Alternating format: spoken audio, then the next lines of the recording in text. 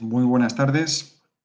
Mi nombre es Juancho Aspra y voy a ser el encargado de realizar esta conferencia, esta charla sobre turismo de naturaleza, que he titulado así, Turismo de naturaleza, una vuelta a los orígenes. Y en ella lo que pretendo es pues, contar un poco mi experiencia como guía de naturaleza durante 20 años en Asturias. Yo soy biólogo, soy técnico superior en gestión forestal y del medio natural y como os digo, pues estos últimos 20 años me los he pasado recorriendo Asturias, haciendo por un lado trabajos de campo, trabajos de conservación de naturaleza, cursos diversos y realizando también una labor como guía de naturaleza en Asturias. En esta labor, como os digo, de 20 años en la que he llevado a numerosos grupos y personas individuales también de montaña a conocer un poco la región. Yo siempre les digo a mis clientes que es como ver un documental de las dos, pero hacerlo en directo, ¿no?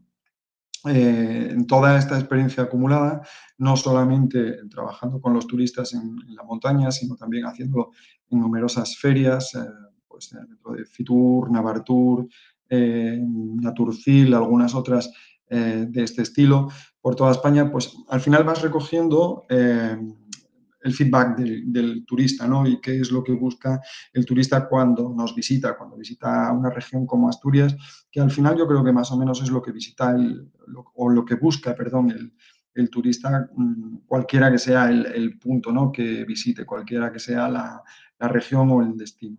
En este tiempo, pues con esta experiencia, con este bagaje, pues nos lo hemos llevado a varias publicaciones en las que he colaborado o he hecho íntegramente, como es el de Sendas Verdes del Concejo de Gijón, que hicimos, fue un trabajo coral, o bien, bueno, pues el libro del Sueve Senderos de Naturaleza, que es un libro de iniciativa propia, o esta guía de Vuelve al Paraíso, Naturaleza y Rutas en Asturias, que está disponible en las oficinas de turismo del Principado y que es un encargo que me hizo el Principado en el que hay 48 rutas de toda Asturias, ¿no?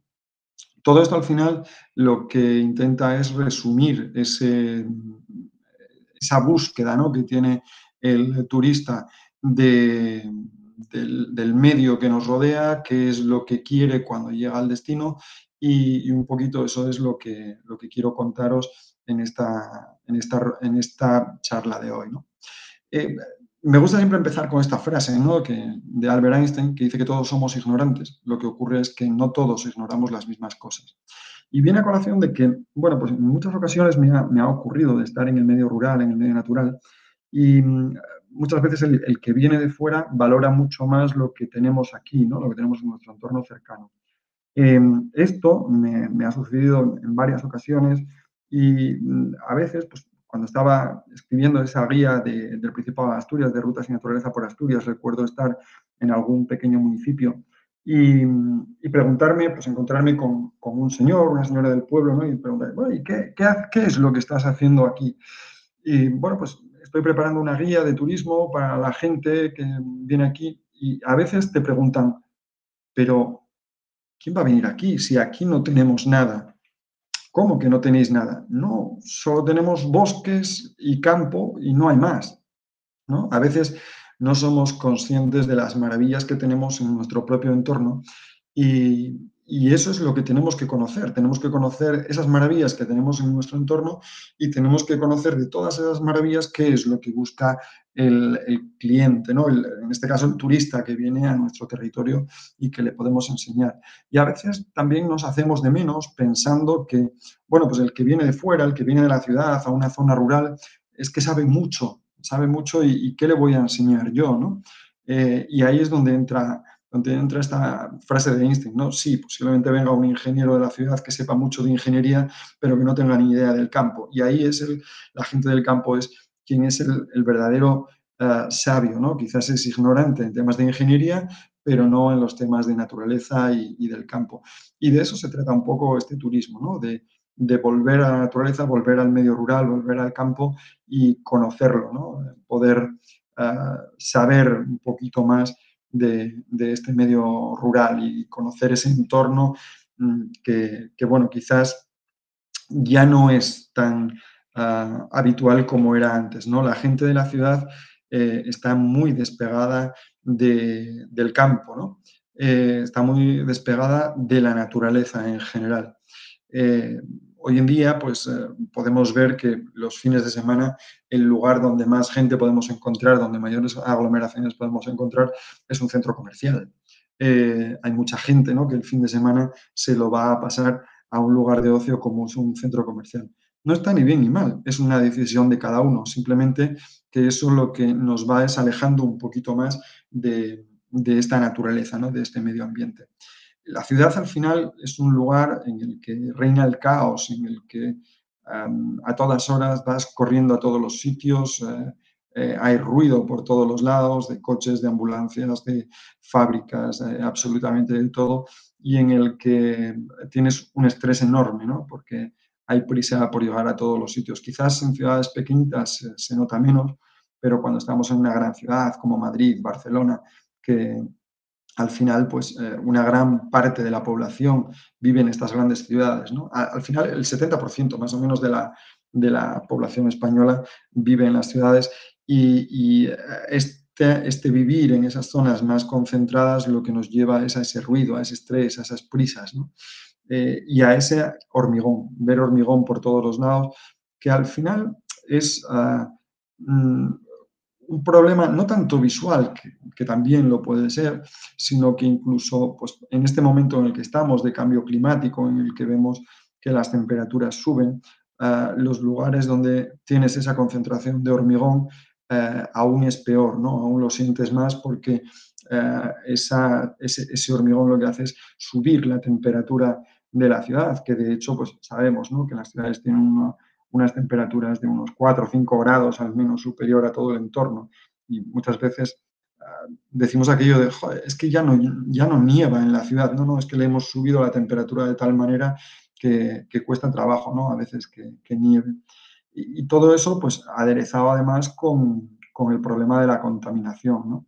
Entonces, cuando tú vives en una de estas ciudades y estás sumido en ese ritmo, en esa velocidad, en esas prisas, en ese estrés, muchas veces lo que la gente busca en sus ratos de ocio, en su descanso, en sus vacaciones, es la vuelta al campo, ¿no? El volver a reconectar con ese campo y volver a tener todos esos valores que le faltan a la ciudad o todas esas características o circunstancias, ¿no? Como son pues, la tranquilidad. Para empezar, el ritmo ya es otro, es un ritmo más tranquilo, eh, ya no tenemos ruido por las mañanas, ¿no?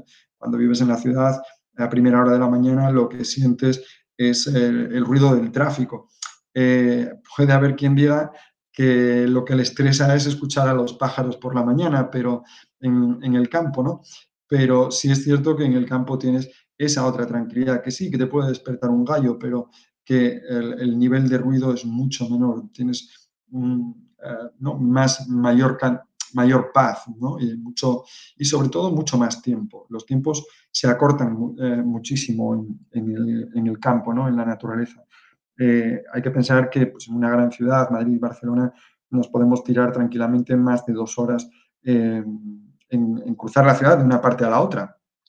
Y sin embargo, en el campo, en 2 horas es que te has recorrido media región, ¿no? Por lo menos en Asturias, en una hora te has recorrido del centro a la periferia de la región y has pasado por 50.000 bosques, por playas, por todo tipo de sitios, ¿no? Entonces los tiempos se acortan muchísimo. Tenemos mucho más tiempo para disfrutar a lo largo del día del que tienes en una ciudad, porque en la ciudad las distancias se hacen gigantescas, ¿no? Un kilómetro en la ciudad es mucho más amplio probablemente que en el campo. Y de esta manera eso nos permite tener más tiempo de disfrute, más tiempo de reconectar con aquello que tenemos alrededor, nos evitamos esa contaminación, tenemos ese aire limpio.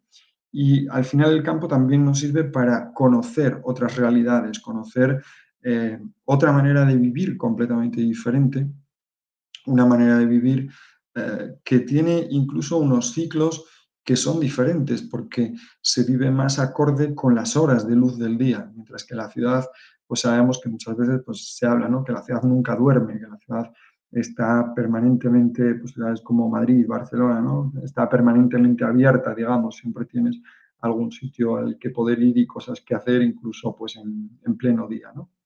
Eh, Esto nos lleva a, bueno, ¿y dónde sale la gente? ¿Cuáles son los lugares a visitar cuando un turista decide ir a conocer la naturaleza, ¿no? Cuando decide volver de la ciudad al campo y empezar a conocer esta naturaleza? El primero, sin lugar a dudas, es la Red Nacional de Espacios Naturales Protegidos, entre la que obviamente, pues esa red, los más importantes son, sin lugar a dudas, los parques nacionales. Los parques nacionales son el lugar más visitado dentro de los espacios naturales que tenemos. Tienen más de 17 millones de visitas al año, es una auténtica barbaridad. Eh, pero es un modelo que, si bien por un lado es una maravilla poder visitar estos espacios, ¿no? Como el que vemos en la fotografía, estos picos de Europa, relativamente cerca de los lagos de Covadonga, que es un lugar de mucha concentración de turismo. Sin embargo, pues este lugar, que se llama la Cueñe de las Mantegas, es un lugar en el que apenas nos hemos encontrado turismo durante años que hemos hecho esta ruta. Apenas nos encontramos turistas nunca, ¿no? Es uno de esos lugares privilegiados que todavía tenemos muchísimos, porque el problema, y lo vamos a ir viendo, es que muchas veces nos llama la atención un sitio y todos queremos ir al mismo sitio, ¿no? Todos queremos ir a conocer los lagos de Covadonga, por ejemplo, en los picos de Europa, cuando probablemente los picos de Europa tienen 100 sitios más bonitos que los lagos de Covadonga, ¿no? Lo que pasa es que, bueno, es el lugar que nos dio a conocer la Vuelta Ciclista a España, el lugar al que la televisión y la publicidad nos dieron a conocer allá en los años 80, y todo el mundo queremos ir al mismo sitio, ¿no? A los lagos. Hay que pensar cuando vamos a un espacio natural protegido que tenemos siempre muchas más opciones y sobre todo tenemos muchas veces que dejarnos aconsejar por los técnicos, por los especialistas que viven o por la gente del lugar, ¿no? Que vive en la zona y que ellos mejor que nadie conocen muchas veces los lugares que puedan ser más interesantes. Sé que es contradecirme un poco con lo que digo al principio, ¿no? Que en algunos sitios no se valora lo suficiente, pero siempre habrá alguien que lo valore, ¿no? Siempre tendremos profesionales en las zonas que nos puedan guiar, grupos de montaña, siempre buscar lugares que tengan menor concentración de gente y que sean tan maravillosos como puede ser este, ¿no? Eh, el problema de los parques nacionales es que a veces su problema es que se mueren de éxito, están enfermos de éxito, ¿no? Y esto lo vemos que nos pasa prácticamente con todo, ¿no? De repente hay un boom de algo, todo el mundo quiere ir al mismo sitio y cuando nos queremos dar cuenta está completamente masificado, ¿no? Y los parques nacionales tienen este problema en parte, ¿no? Algunos de ellos. Aquí tenemos algunos de los parques y sobre todo representados en función de la cantidad de turismo que reciben. Y para que nos demos cuenta de lo que es ese morirse de éxito, tenemos aquí tres parques que vemos que tienen mayores concentraciones, ¿no? Por un lado es el Parque Nacional de la Montaña perdón, el Parque Nacional del Teide, perdón, que recibe unos 4 millones de visitantes al año, es una auténtica barbaridad, ¿no? Guadarrama recibe algo más de 2 millones al año y Picos de Europa está en aproximadamente 1,7, 1,8 millones, es decir, está relativamente cerca. Entre tres parques, perdón, reciben más de 8 millones de visitantes al año. Al final es una enorme concentración de turismo. Es decir, todos queremos salir de la ciudad, todos queremos ir a visitar la naturaleza, todos queremos ir a ver el monte, pero nos acabamos concentrando siempre en los mismos sitios. Tenemos que empezar a ver probablemente el turismo, qué otros sitios hay, ¿no? Una curiosidad, ¿no? En una ocasión yo fui a visitar el Parque Nacional de Daimiel, ya lo conocía y iba con intención única y exclusivamente de ir a ver aves, ¿no? De conocer un poco de la fauna de aves que tenía el parque. Llegué a la entrada del parque y, bueno, pues lo primero que hago es no entrar directamente al parque, sino pasar por la casa del parque.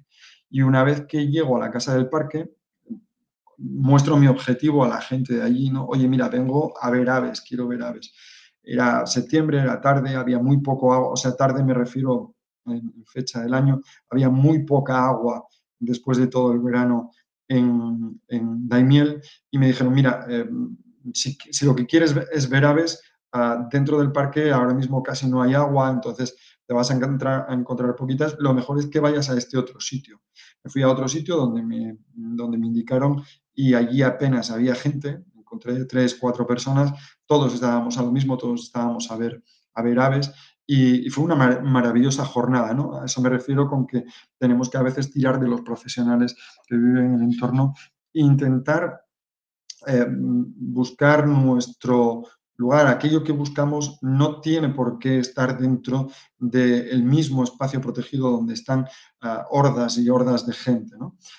Tenemos que aprender que la naturaleza está en todos los lados y hay que poder apreciarla en muchos sitios diferentes a los grandes parques, ¿no? A los grandes lugares de conservación de naturaleza, porque si todos nos masificamos en los mismos lugares, probablemente acaben perdiendo el encanto que tienen, ¿no? Estos sitios, que no solamente es el encanto de lo estético y demás, sino también de la naturaleza que nos podemos encontrar, ¿no? Podemos acabar alterando esa biodiversidad. Además de la Red Nacional de Espacios Naturales Protegidos, tenemos una enorme red de redes regionales de espacios naturales protegidos por todo el país. En este caso, pues os muestro, aquí estamos en el Parque Natural de los Sabinares, de la Arlanza y la Yecla, en Burgos, en la provincia de Burgos. Bueno, pues aquí os he puesto un poco pues, los diferentes espacios naturales que nos podemos encontrar en las diferentes regiones, ¿no? En las diferentes comunidades autónomas. Más o menos en casi todos ellos son los mismos. Tenemos los parques nacionales, Castilla y León está en dos, en el de Picos de Europa por un lado y en el de Guadarrama por otro. En Picos de Europa, pues la parte leonesa, y en Guadarrama la parte segoviana. Después tiene sus parques regionales, dos, Sierra de Gredos, una auténtica maravilla de sitio. Y aquí otra pequeña anécdota, ¿no? Me acuerdo cuando fui a Gredos, me pasé una semana entera por la sierra, haciendo diferentes rutas para un trabajo, y me llamó muchísimo la atención que pues todo el mundo vamos otra vez a los mismos sitios, ¿no? Cuando fui a hacer la ruta de la Laguna Grande, había una riada de gente que iba a la Laguna Grande desde la plataforma de Gredos, y al día siguiente me fui a hacer la ruta del puerto de Candeleda. Esa ruta es menos conocida y empieza exactamente en el mismo sitio que la ruta de la Laguna Grande. Dejas el coche en el mismo aparcamiento y empiezas a caminar por el mismo camino. Como a los 300, 400 metros, el camino de la Laguna Grande gira y va por un lado y el de los puertos de Candeleda por otro. Pues en la ruta de los puertos de Candeleda, yo arranqué con cantidad de gente igual que el día anterior, pero cuando llegué a aquella curva yo me desvié y a partir de ahí en todo el día encontré a 5 o 6 personas nada más, mientras que para la Laguna Grande seguía yendo una cantidad ingente de personas, ¿no? Tenemos, por lo tanto, que pensar muchas veces en los lugares, en intentar no ir siempre a los mismos sitios a donde va todo el mundo, ¿no? ¿Y cómo se puede hacer esto? A veces el entorno de ese lugar tan conocido puede ser exactamente igual de interesante o más que el resto del espacio, ¿no? Esto, por ejemplo, pues me pasa muchas veces en Asturias, en Muniellos. Hay mucha gente que me pregunta, oye, quiero ir a Muniellos. Muniellos es una reserva integral parcial, solo pueden entrar 20 personas al día, nada más. Y el problema muchas veces es que si al turista no le damos el conocimiento, no le damos las herramientas para entender qué es lo que está viendo, se puede sentir decepcionado a veces con algunos de estos espacios naturales. Y esto pasa a veces en Muniellos, ¿no?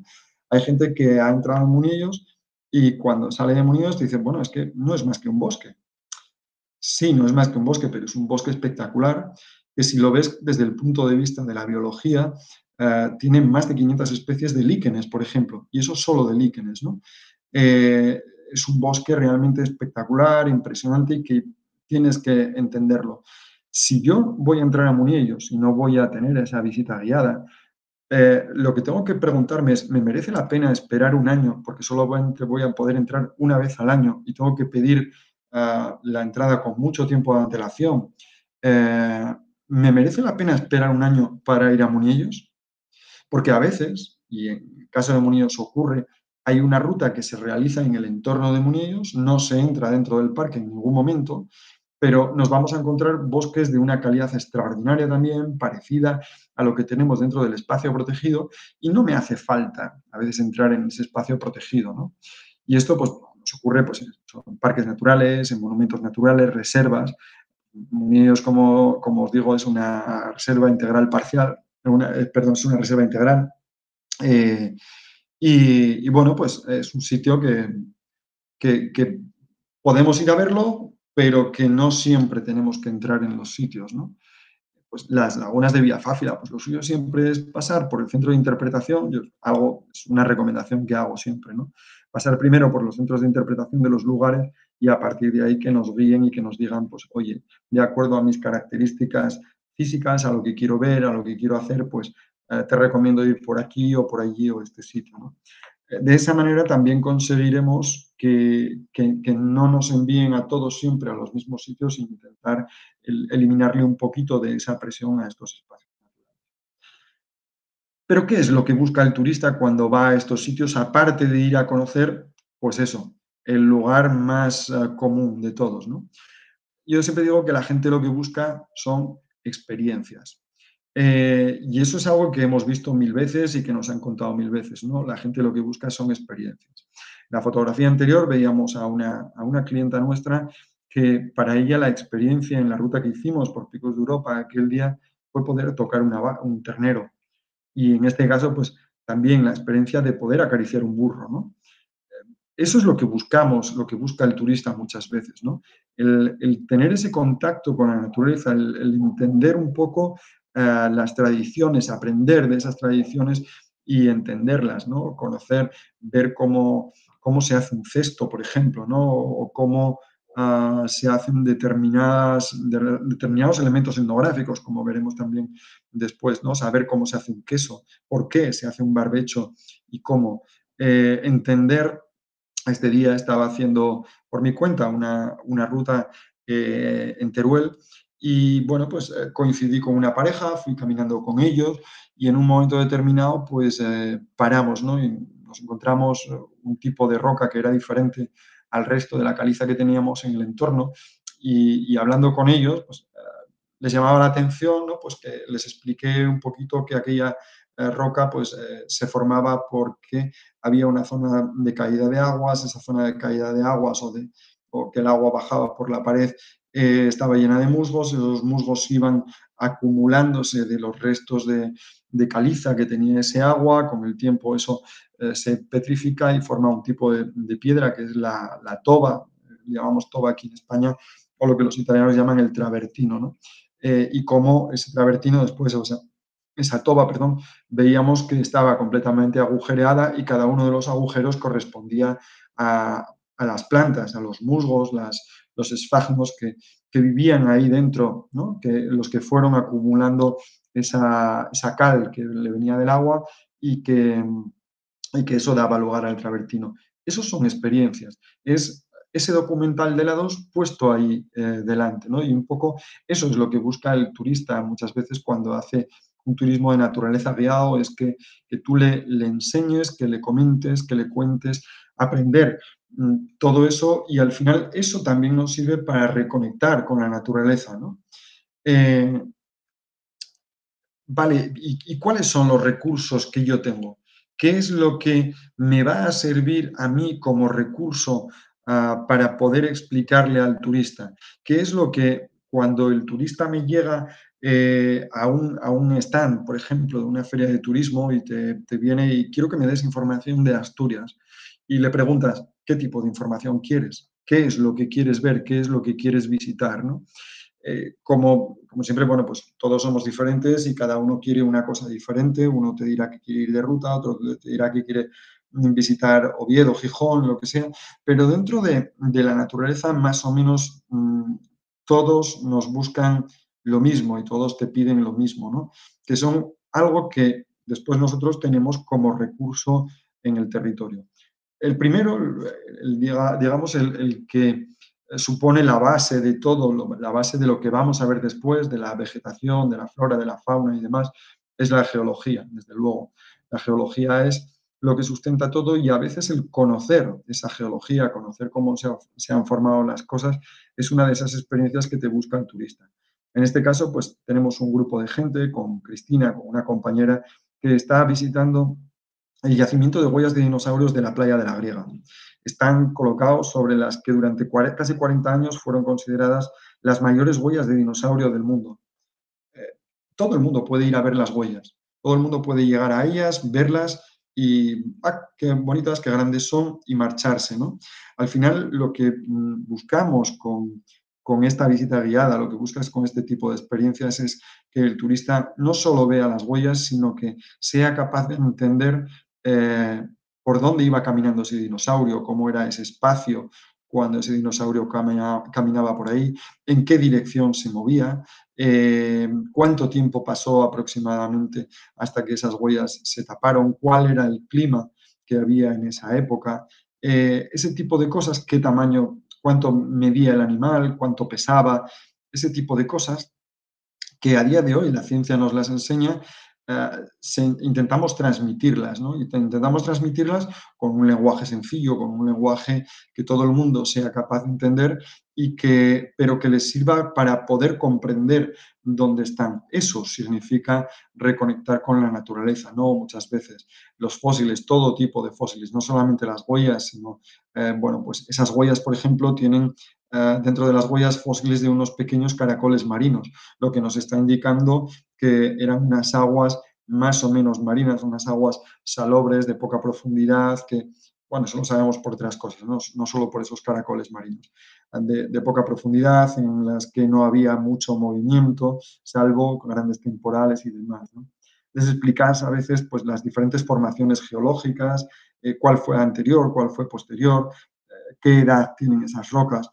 Al final es conocer mejor ese entorno y no solamente llegar y ver el lugar, sino el turista actual lo que quiere es conocer un poco mejor ese entorno en el que se está moviendo durante ese tiempo de vacaciones o no, a veces no solamente son vacaciones, ¿no? Son todos tus fines de semana, al final marcharte al pueblo, marcharte al campo, intentar reconectar con esa naturaleza. La geología, además es que explicada no tiene nada que ver. Aquí esta fotografía es en el desfiladero de la Yecla y yo cuando fui al desfiladero de la Yecla no tenía ni idea de lo que me iba a encontrar, ¿no? Fui con un compañero con el que estuve viviendo en Burgos, Lu Hongliang, que es un compañero chino, un geólogo chino que es experto en tectónica de placas. Y desde luego entrar y ver todo este cañón excavado por el río o compartirlo con él y que te vaya explicando cómo se ha formado, cómo la tectónica de placas te ha formado determinados sinclinales o anticlinales y podemos ver determinado tipo de cosas, pues es completamente diferente. Pasas de entrar, ver y hacer 4 fotografías a tirarte pues una hora intentando comprender cómo el agua ha podido abrir ese desfiladero, cómo se han formado marmitas de gigante, cómo se han formado determinadas formaciones que nos vamos encontrando ahí, ¿no? Las toberas también y demás, con lo cual es otro tipo de turismo diferente.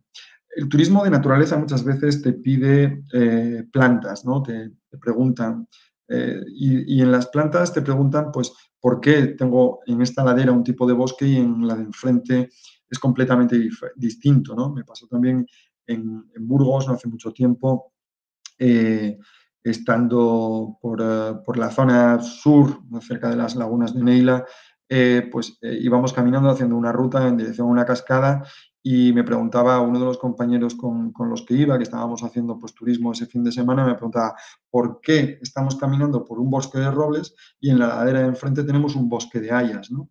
Pues eso también es alguna de las cosas que te demanda, ¿no? Conocer también de los usos medicinales, los usos, las plantas que son venenosas, suelen ser las preguntas más recurrentes, ¿no? ¿Y esto sirve para algo? Pues hombre, esto pues a lo mejor sí o a lo mejor no, y si sirve, pues te cuento las cuestiones de los usos medicinales que tiene o la planta que es venenosa, qué tipo de veneno tiene, qué tipo de efecto tiene, ¿no? Y qué peligrosidad puede tener. Las que son comestibles, y las que no, ¿no? Sobre todo cuando nos encontramos setas suele ser pues, uno de los grandes temas, ¿no? Y también las creencias a veces. Tenemos plantas, pues como pueda ser el tejo, por ejemplo, ¿no? Que era una planta sagrada para los antiguos pueblos celtas y que no deja de ser un recurso también. Es un recurso natural, pero al mismo tiempo es un recurso cultural que a la gente le interesa saber, ¿no? ¿Por qué los celtas enterraban a sus muertos alrededor de los tejos, ¿no? Pues porque tenían la creencia de que muchas de estas plantas perennes, como pueda ser el tejo o el ciprés o demás, al ser plantas siempre vivas, eran plantas que le permitían al difunto a pasar al más allá, ¿no? A través de estas plantas que estaban siempre verdes, siempre vivas, ¿no? Sin lugar a dudas, los usos tradicionales de las plantas es otra de las cosas que llaman la atención, ¿no? Saber que con el enebro que te encuentras por el monte en gran parte de Castilla se hace con sus bayas, se hace la ginebra, ¿no? O que con los frutos del endrino se hace el pacharán o X, ¿no? Todo esto suele ser llamativo, con qué plantas se hacen los cestos y qué tipo de planta se utiliza para cada tipo de cesto, cómo se ahuyenta a las polillas, ¿no? Con qué plantas, pues yo qué sé, pues por ejemplo, se utilizaba parte de las plantas de la sabina albar, para meter en los armarios y ahuyentar a las polillas, ¿no? Hay madera que es lo suficientemente dura como para aguantar los embates, los golpes, por ejemplo, de las, de los bolos, ¿no? Como era la madera de tejo, la madera de boj, la madera de sabina, son maderas muy duras y que son capaces de aguantar esos golpes. Y era lo que se utilizaba, ¿no? Entonces eso también lo utilizamos como un recurso turístico a explicar. Y desde luego el gran recurso turístico es la fauna. La fauna, la gente, todo el mundo quiere ver osos o lobos, ¿no? Pero el lobo no siempre es fácil de ver. Muchas veces es más fácil ver una pequeña mariposa, una polilla, o encontrarte, eso sí, los restos, ¿no? De un oso o de un lobo. No será la primera vez que caminando por el monte, pues te paras y les explicas, bueno, pues esto que tenéis aquí son excrementos de oso o son excrementos de lobo. Eh, y no has visto al lobo o al oso, pero lo importante para mí en esos momentos no es que vean el lobo o que vean el oso, sino hacerles comprender que están en un espacio de una calidad ambiental lo suficientemente buena como para que el lobo o el oso sean capaces de vivir ahí, ¿no? Uno de los lugares que, bueno, pues más gente atrae en nuestras rutas, en nuestras visitas guiadas, es la Sierra del Sueve cuando les llevamos a ver la ronca de los gamos, ¿no? La ronca es como la berrea en los ciervos, es muy parecida. La finalidad es la misma, al final es acabar reproduciéndose, acabar haciendo sus harenes, sus grupos de hembras que les seleccionen por la calidad del macho y poder reproducirse con ellas, ¿no? Y bueno, pues la Sierra del Sueve tiene una zona que es compleja de caminar, que hay que conocerla muy bien para poder llegar, pero tiene una ventaja, y es que cuando llegas ahí en la época de la ronca no hay nadie. Entonces el turista tiene la capacidad de poder ver ese espectáculo sin una masificación, sin 300 personas alrededor sacando fotos todos a la vez y demás, ¿no? Esta fotografía está tomada ahí en la Sierra del Sueve con una cámara, porque encima eso tiene otra ventaja, y es que los animales, cuando no hay una presión excesiva, también están más relajados, más tranquilos, y les podemos ver muchas veces más cerca, ¿no? Esta fotografía pues está sacada con un objetivo de 100 milímetros, con lo cual estaba relativamente cerca para poder sacar esta foto de estos dos machos, ¿no? Eh, Tanto verlos como ser capaz de seguir los rastros de huellas, de pelos a veces, ¿no? Un recurso para nosotros muchas veces es encontrar una mata de pelo y con esa mata de pelo poder determinar si es de un jabalí o si es de un ciervo, ¿no? Por ejemplo, y poder explicar, oye, pues no estoy viendo los ciervos, pero esto sí es de un cérvido, Puede ser un corzo, puede ser un gamo, puede ser un ciervo, y un poco en función de la altitud, del lugar en el que yo estoy, sé si es de uno u otro y se lo puedo explicar, ¿no? Se lo puedo enseñar al turista, a mi cliente. Una de las cosas que, que más nos preguntan, ¿no? Cuando tú estás en, pues, en un stand de una feria turística y la gente te llega y te pregunta, ¿qué quieres? Le preguntas, ¿qué quieres ver? ¿Qué quieres conocer? ¿Qué te interesa de mi región? Una de las respuestas más habituales va a ser, quiero comer. Quiero comer y quiero comer bien y quiero que me enseñes un poquito de la gastronomía de la zona, ¿no? Yo ahí nunca le envías obviamente a un sitio concreto, o sí, depende, bueno, pues un stand obviamente no, pero a veces cuando uno está haciendo una ruta y la gente te pregunta, pues muchas veces no se trata, la gastronomía no se trata de enviarles al restaurante que tiene 3 estrellas Michelin. Muchas veces se trata de saber qué es lo que busca ese turista en concreto, conocer un poco la oferta que tenemos en nuestro entorno y enviarle a ese lugar que tú crees que le va a encajar mejor, ¿no? Y quien te viene pidiendo gastronomía, sí que hay quien te dice, oye, pues yo quiero saber, pues para comer un buen pescado, ¿no? Un pescado maravillosamente bien hecho, pues yo quiero un besugo a la espalda. Pues sabes que si quiere comer un besugo a la espalda, le podrás mandar, pues mira, vete a este pueblo y tienes 3, 4 restaurantes que todos ellos te van a ofrecer un maravilloso besugo a la espalda, por ejemplo, ¿no? Pero a veces, y me ha pasado, ¿no? En una ruta tener un grupo grande y que, vamos, grande, un grupo de 8 personas y que una pareja te diga, no, no, mira, yo quiero comer, me da igual el precio, yo lo que quiero comer es un buen pescado a la plancha, además, tal, y dices, bueno, pues vete a esta zona y aquí vas a tener una serie de restaurantes que te lo van a ofrecer. Y otras veces tienes en el mismo grupo, oye, pues mira, yo quiero un tipo merendero para ir con los niños y tal, y que sea más de picoteo. Oye, pues vete a esta zona que aquí tienes otros, ¿no? A veces cuando el turista te llega al stand de una feria de turismo y te llega preguntando por gastronomía, dices, oye, pues mira, lo que tienes que probar es este plato y este plato. Este plato, pues por ejemplo, te lo vas a encontrar en este pueblo porque es una especialidad de la zona.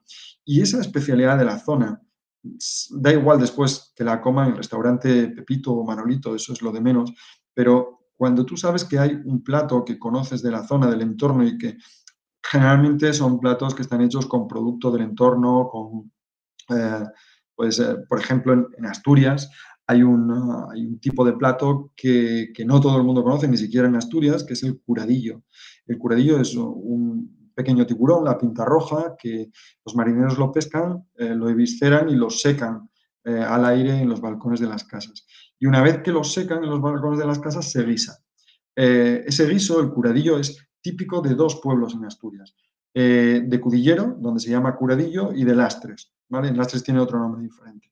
En Lastres ya es menos típico, ya no lo encontramos en los bares como lo encontrábamos antiguamente, en los restaurantes, pero en Cudillero todavía se puede encontrar.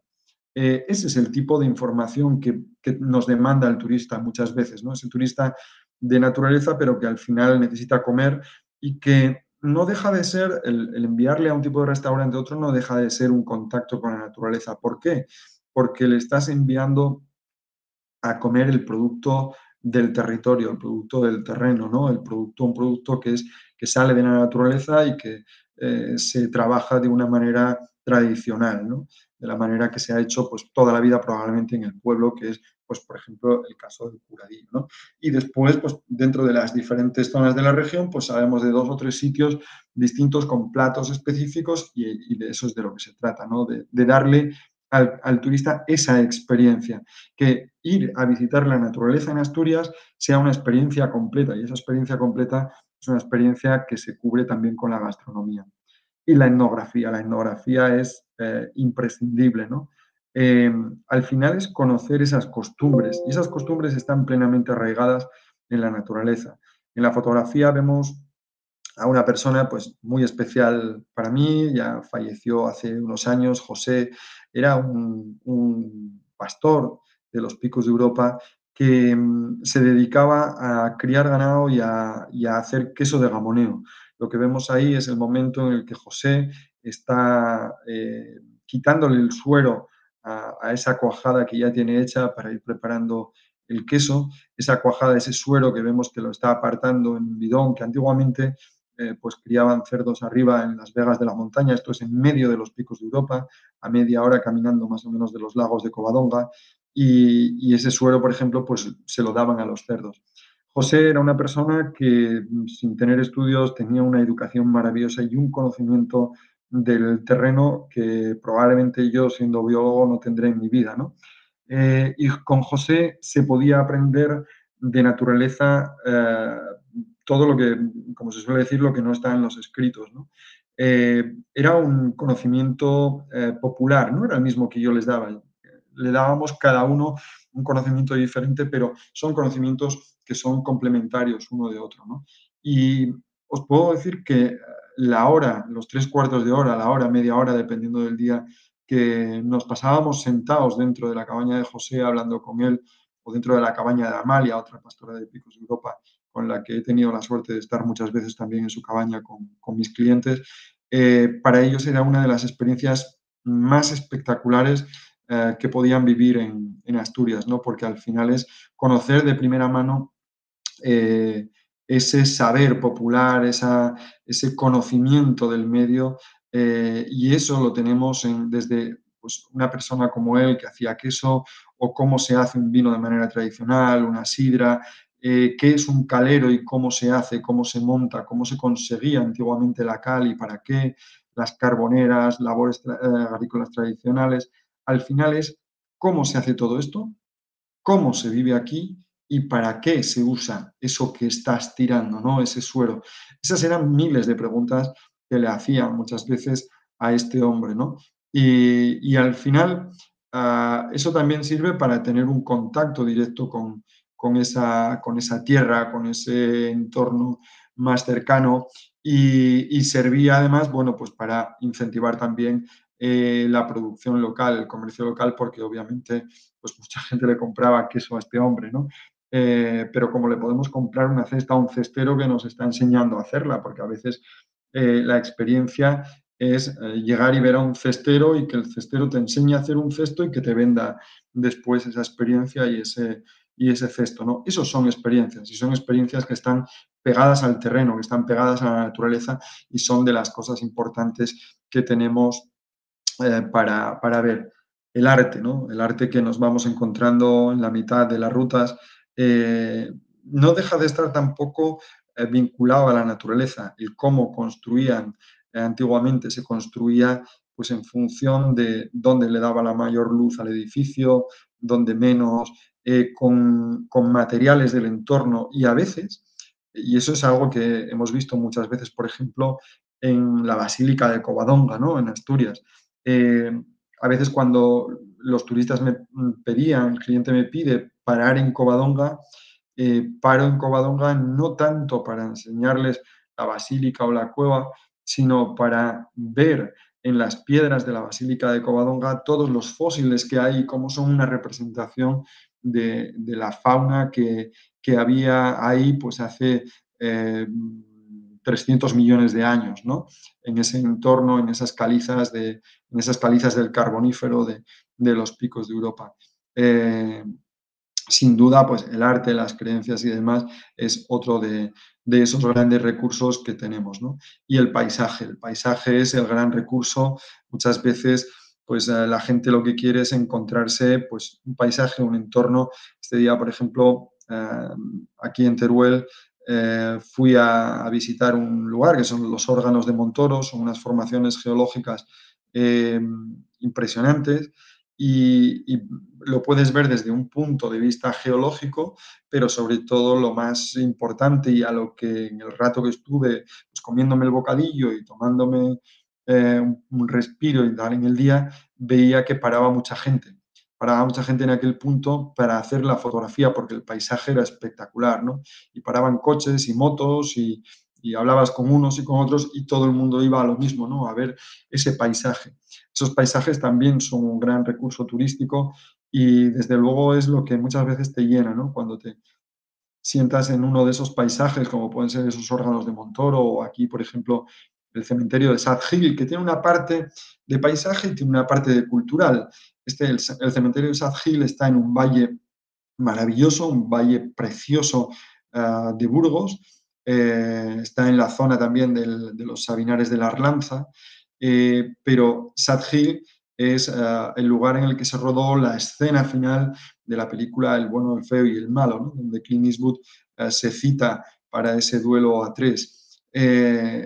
Cuando tú llegas a un sitio así y tienes la suerte de que no haya mucha gente, te sientas y ahí es cuando empiezas a escuchar las aves alrededor, cuando eres consciente de la vegetación que te rodea, de la espectacularidad, de la geología, y eso es lo que te trae esa paz, esa tranquilidad, ese tomarte el tiempo con otra velocidad, ¿no? Diferente a la que te tomas en la ciudad, y esos grandes paisajes son los que probablemente nos desconectan por completo del ritmo frenético de las ciudades y de ese, de ese estrés, ¿no? Al que nos someten. Esta es un poco mi experiencia como guía de turismo de naturaleza durante los últimos 20 años en Asturias. Ahí pues me veis por un lado haciendo fotografías a plantas y por otro lado pues en esa fotografía del medio estoy haciendo una excursión guiada con el Jardín Botánico de Gijón, una excursión en la que éramos unas 50 y pico personas y que estábamos viendo zonas de dunas, zonas de costa y a la que, como os digo, se apuntaron más de 50 personas solo para ver una zona de dunas y una zona de costa con vegetación diferente y para conocer un poco cómo la salinidad del mar determinaba los diferentes estratos de vegetación en los acantilados y en el entorno de las playas, ¿no? Parece mentira que puedas organizar una excursión exclusivamente botánica y tengas 50 personas dispuestas a ello, ¿no? Por lo tanto, es quizás la mejor manera de ver que bueno, pues los recursos, ¿no? Los residuos, esos recursos que tenemos en la naturaleza, un recurso tan sencillo como puede ser conocer simplemente distribución de plantas, pueda atraer a tanta gente. Quizás aquí en España no somos conscientes porque ese turismo de naturaleza quizás está empezando, pero dos ejemplos muy buenos son en Estados Unidos Audubon Society y en Inglaterra la Royal Society for the Protection of the Birds, la RSPB, que tienen cada una más de 1 millón de socios, ¿no? De gente que solamente está interesada en conocer naturaleza, en este caso avifauna. Nada más, muchas gracias. Espero que os haya gustado la charla y bueno, pues nada, si alguien tiene alguna pregunta, pues las pueden dejar por aquí escritas y nada, las iremos contestando. Muchas gracias, un saludo y hasta la próxima.